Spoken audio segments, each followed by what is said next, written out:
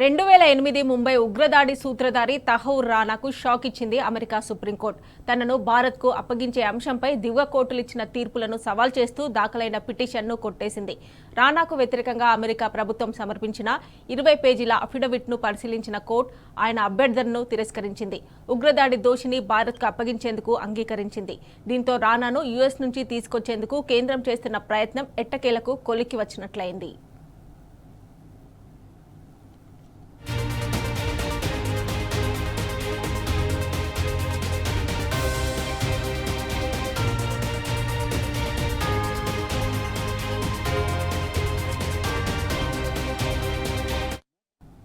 పాకిస్తాన్కు చెందిన కెనడా జాతీయుడైన తహవుర్ రానా 26/11 ముంబై ఉగ్రదాడుల్లో కీలక సూత్రధారి. కొంతకాలంగా లాస్ ఏంజిల్స్లోని జైల్లో శిక్ష అనుభవిస్తున్న అతన్ని అప్పగించాలంటూ కొంతకాలంగా భారత్ పోరాడుతోంది. దీన్ని సవాల్ చేస్తూ తహవుర్ రానా పలు ఫెడరల్ కోర్టులను ఆశ్రయించగా అతడి అభ్యర్థనను తిరస్కరించాయి న్యాయస్థానాలు. దీంతో చివరి ప్రయత్నంగా సుప్రీంలో వేసిన రిట్ పిటిషన్ క్యాన్సిల్ కాగా అతడు భారత్కు అప్పగించేందుకు మార్గం సుగమమైంది. న్యాయపరమైన ప్రక్రియ పూర్తయిన తర్వాత మరికొన్ని నెలల్లో అతన్ని భారత్కు అప్పగించే అవకాశాలున్నాయి.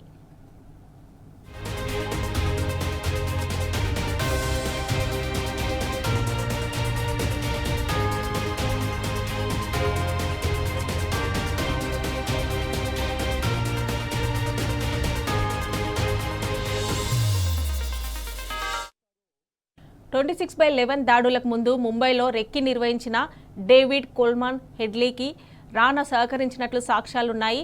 ఉగ్రదాడుల బ్లూ ప్రింట్ తయారీ, టెర్రర్ అటాక్ కుట్రపై రానా, హెడ్లీ మీద కేసులు నమోదు చేశారు. కాగా పాకిస్తాన్ ఉగ్రవాదులు నవంబర్ 26, 2008 రాత్రి పాక్ నుంచి కొలబా సముద్ర తీరానికి చేరి ముంబైలోకి అడుగుపెట్టారు. ఆ తర్వాత బృందాలుగా విడిపోయిన ఉగ్రవాదులు అత్యంత రద్దీగా ఉండే ఛత్రపతి శివాజీ రైల్వే స్టేషన్లోకి చొరబడ్డారు.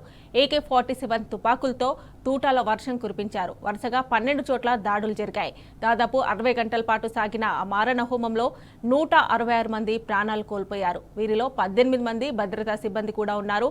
మృతుల్లో కొందరు విదేశీయులున్నారు.